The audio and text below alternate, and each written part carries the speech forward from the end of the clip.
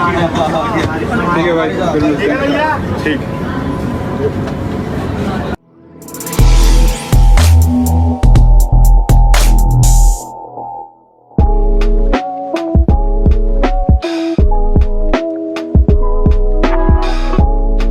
हे अंजल भाई, कैसे हैं आप? बहनों को भेज दो बहनों क्या?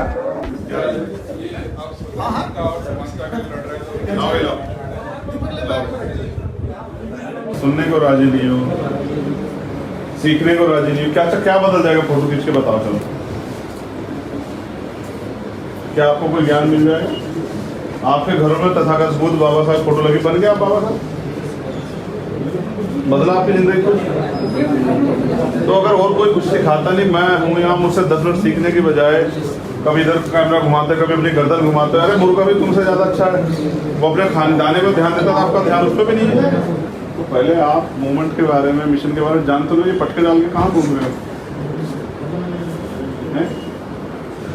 अभी आप मुंह से अम्बेडकर वादी हो, शरीर से कौन से वादी हो, दिमाग से कौन से वादी हो, दिल से कौन से वादी, ये भी नहीं पता।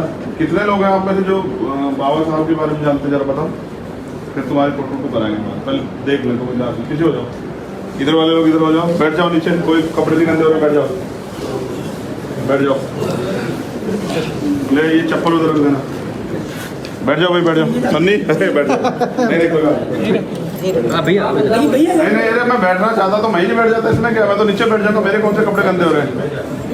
ये तो कपड़े धुलेंगे ही ना। हाँ, यहाँ से शुरू करेंगे हम लोग। आप यहाँ समय छोड़ के बैठे हो, पैसे भी खर्च कर रहे हो, इस समय में आप पढ़ाई करते या रोजगार करते, 2 पैसे कमाते, ज्ञान लेते, तो आपको कुछ तो आता होगा ना। यहाँ से हम शुरू करेंगे, जो नीले पटके डाले हुए सब लोगों ने। आपने पढ़ा बाबा साहब को?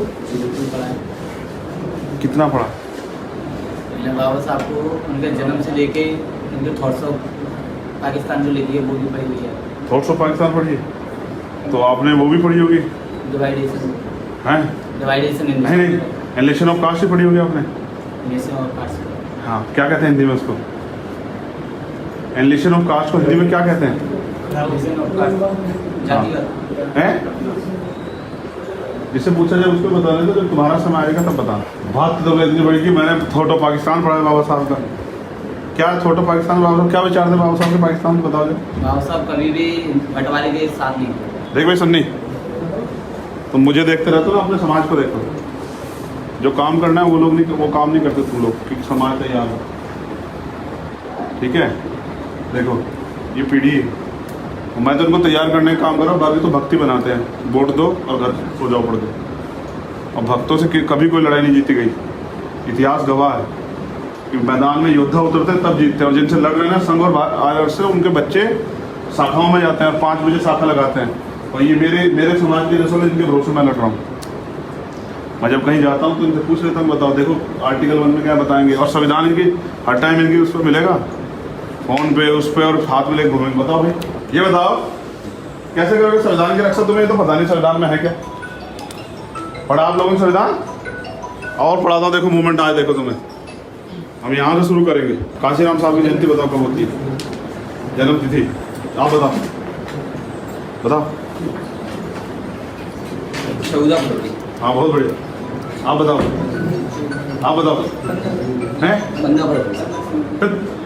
बताओ, तुम तीनों बताओ,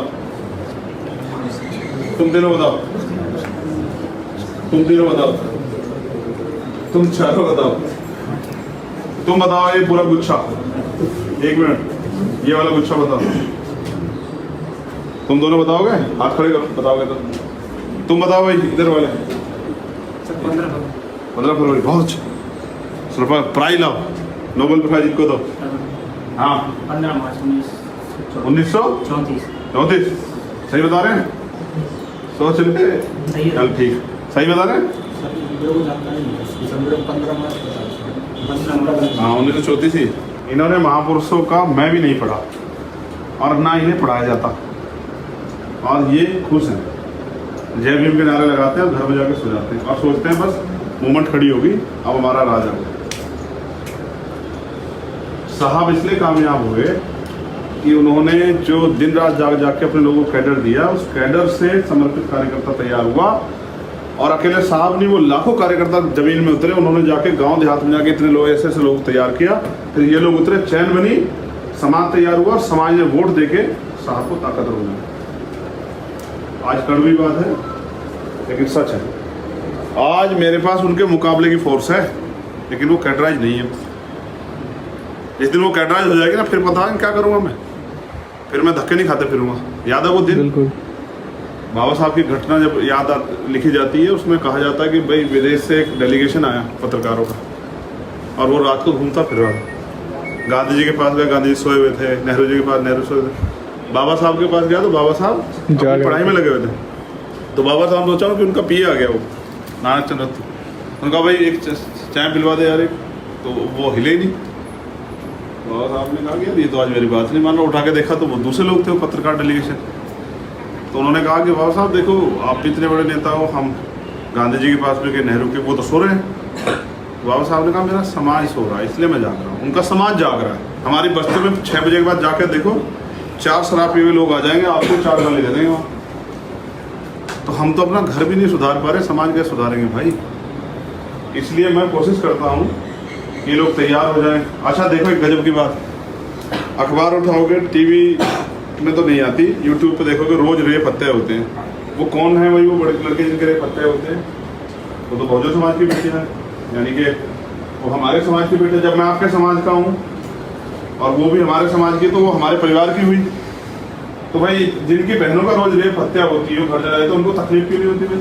क्योंकि जिनका जमीन मरा हुआ होता है, उनको समाज की तकलीफों से कोई फर्क नहीं पड़ता। अब ये बैठे क्यों हैं यहाँ सन्नी? ये भी सुनो, इनको मेरे साथ सिर्फ फोटो करवाना है।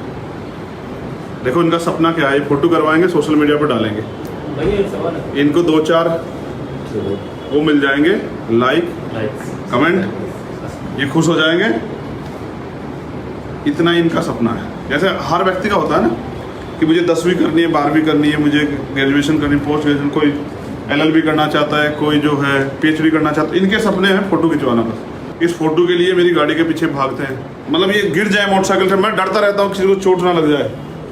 इन्हें फ़र्क नहीं पड़ता, बस इन्हें फ़ोटो कराना। और फिर देखो कितने अच्छे हैं ये। यहाँ के जाने के बाद इनमें से सब तो नहीं, लेकिन 10% लोग ऐसे होंगे जो जाकर शराब पियेंगे और शराब पी घर में जाकर पड़ेंगे। और ये समाज बताओ कैसे बदल जाएगा? नहीं बदल सकता। तो नहीं बदलेगा, हम लोग मेहनत करेंगे सर। इसके लिए बस कैडर की बहुत ज़्यादा आवश्यकता है। तो इसलिए मैंने पहला कैडर कैंप जब करा, उसके बाद हमारे लोग कैडर कैंप के लिए निकल गए, करने लगे हैं। और मैं जब कल यहाँ आया था, मैं तब से इन्हें कह रहा हूँ कि भाई कैडर कैंप शुरू करो, कैडर कैंप शुरू करो। रैली अब मैं खुद नहीं जाता। 2022 में जो मैंने अपमान सहा ना, तो मैं उससे घर नहीं बैठा डर के। मैं खुद कहता हूँ कि मैं वो व्यक्ति, उसकी जमानत जब्त हुई, जमानत जब्त व्यक्ति हूँ, लेकिन मुझे इस बात का कोई वो नहीं है। मैं तो पहला चुनाव लड़ा तो मेरी जमानत जब्त होगी। अब मैंने इससे सीख ले ली कि अब मुझे काम क्या करना है। अब मैं हवाई बातें नहीं करता, अब मैं जाता हूँ, कैडर कैंप कराता हूँ, फिर वापस आ जाता हूँ।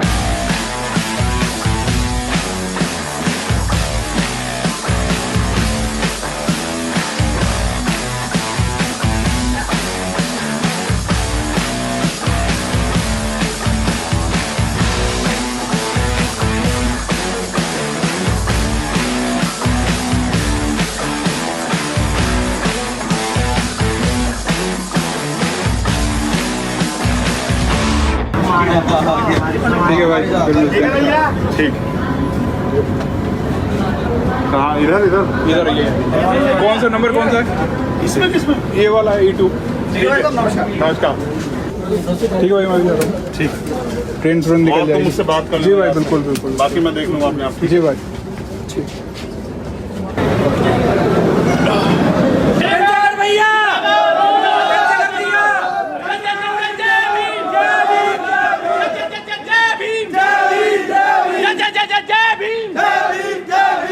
आज जो है वो इतनी महीनों बाद ब्लॉग शूट कर रहा हूँ क्योंकि मुझे पता नहीं था। लगभग 4 बजे पता चला कि चंद्रशेखर भाई आ रहे हैं, उसका पूरा क्रेडिट मुझे जाता है। फिर मैंने गाड़ी भगाई तेज़ी से और लगा था मिल नहीं पाऊँगा, लेकिन मिल लिए। आज उनने बहुत सारे लोगों की क्लास भी लगाई